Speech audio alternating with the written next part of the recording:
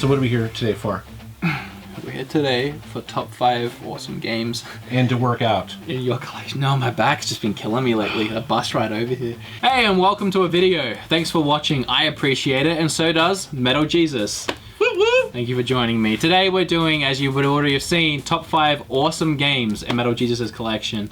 We were going to do top 5 worst games in your collection like I done with Billy a while back, but we could not find a bad game, and I'm not even kidding. Anything that you could even consider bad, there was like a hilarious reason for why you had it. And it wasn't even that bad. It's not even like Bubsy 3D bad. It's just something you wouldn't play. I don't have room to store bad games. So that's my it's impressive, because he said to me on the car, you can't find a bad game. And you didn't believe me, did you? I was like, I can find a bad game. I'm looking through, I'm like... I mean, I have a couple bad games, but again, they're like Barbie games that we're going to do an I Hate You episode for or something, so... Instead, we're doing the awesome ideas. Something actually useful that people might enjoy. And we tried on your channel. Who knew? Well.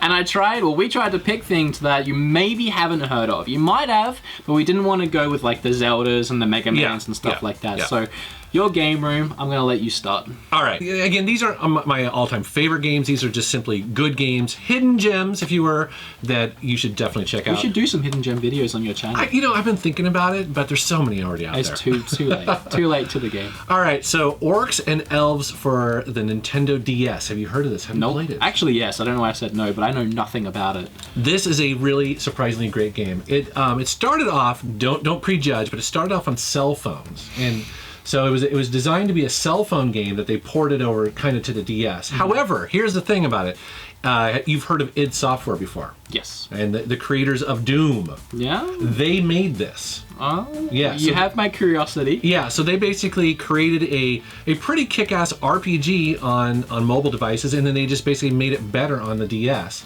And it's really cool. It's a first-person dungeon crawl, very old school, kind of like Eye of the Beholder or some of those kind of older games.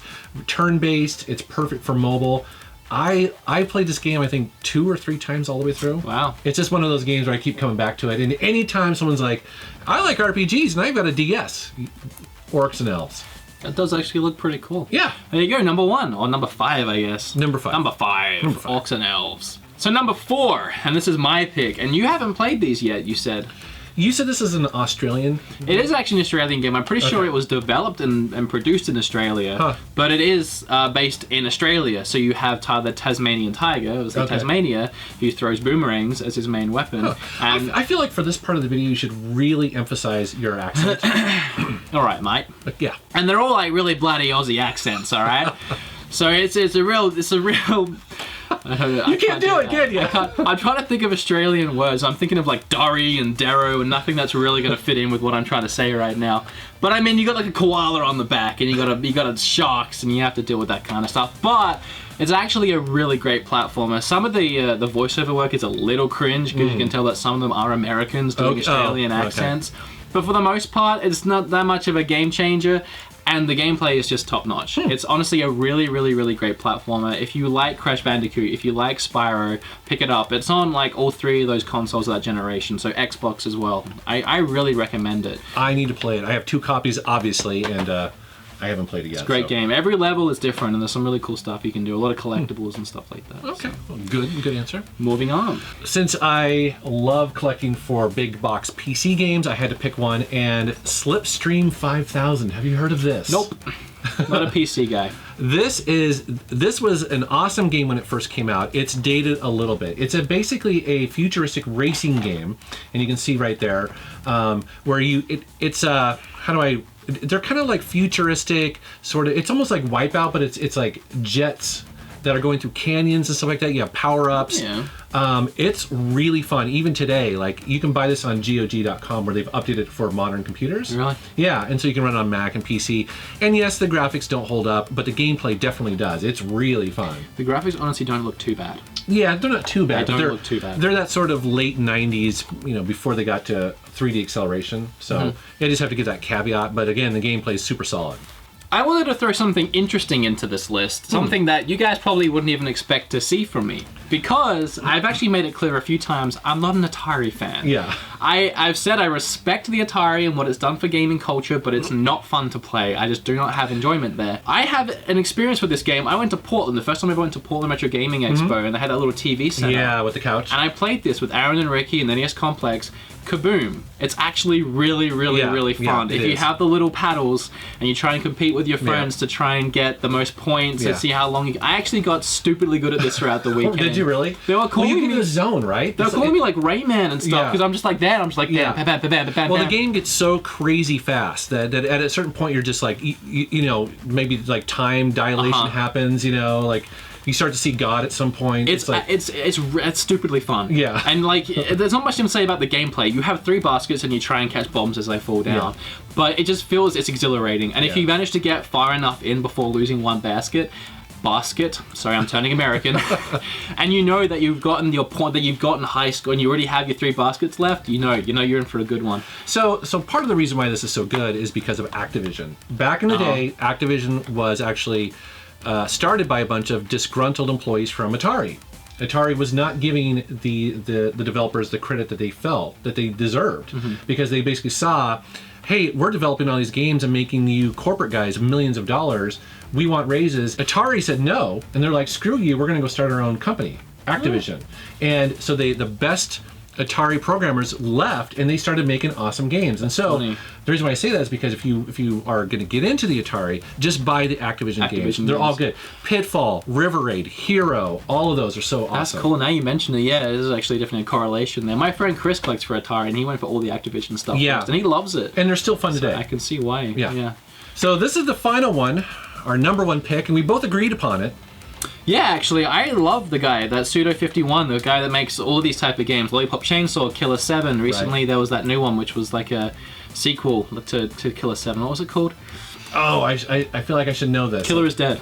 Okay. Killer is Dead. Yes. I love all of his games. They're crazy, they're insane, they're spastic. Visually so stunning, right? It's just graphically amazing, but it's the sense of humor that each one of the game carries, plus the gameplay is fun. Yeah. This is my favorite one out of all of them. For me, this ticks a lot of boxes where it's kind of edgy, it's metal, you know what I mean? It's got that sort of like hardcore edge. Just hundreds of dick jokes. Yeah, well, yeah, like the boner that he basically shoots and stuff like that, his sidekick.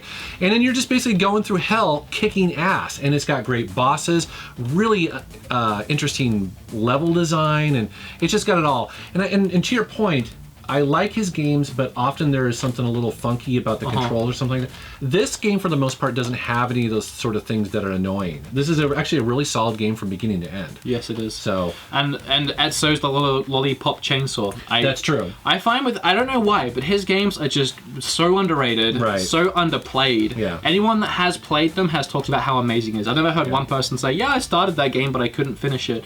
His games are fantastic, and you just have to play them to understand. It's true. It's completely underrated. So yeah, pick that up, and for the same console generation, Lollipop Chainsaw.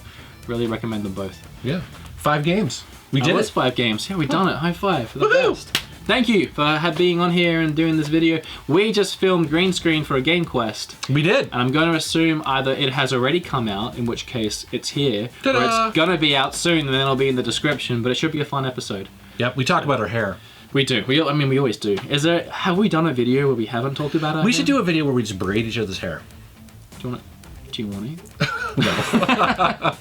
Alright, guys. My mind went there, and I was like, oh, well, back it up. Actually, maybe back not. It up. Appreciate you guys watching. Remember to like, comment, subscribe, share the video if you want to. Absolutely. And to check out this guy's channel, which I'm sure you already are subscribed to. Metal but Jesus Rocks. Somehow you're not, it's in the description below, and it's right here on the screen. Make sure you check it out.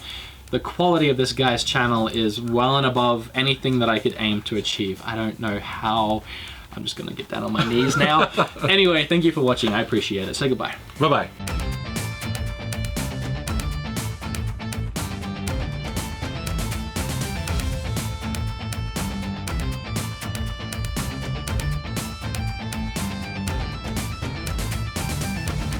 Alright, that it? Yep, that was good. I made faces and stuff like that too, so you have stuff to work with. Achieve. I don't know how. I'm just going to... I'm trying to not show specific games here.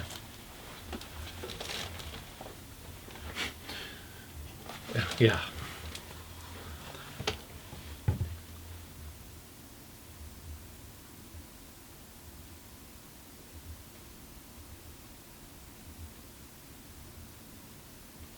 Okay, I'll check that. Try that. I feel like that would be better. If people only knew the silly stuff we have to do for these videos. Right. I know.